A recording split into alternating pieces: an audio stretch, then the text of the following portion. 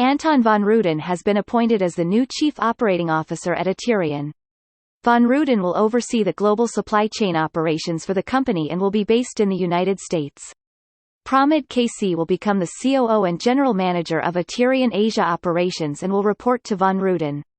Yaniv Sarig, co-founder and Chief Executive Officer of ATER, stated, "We are excited to have Anton joining us at ATER. He is a seasoned builder of e-commerce businesses and an operational leader with deeply relevant experience.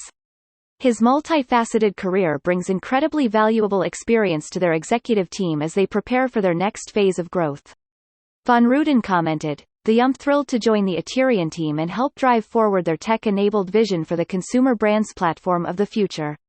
I'm convinced that the incredible team, together with its agile processes, data and technology, provide key elements to producing the fixed cost efficiencies that enable a consumer product platform model to thrive."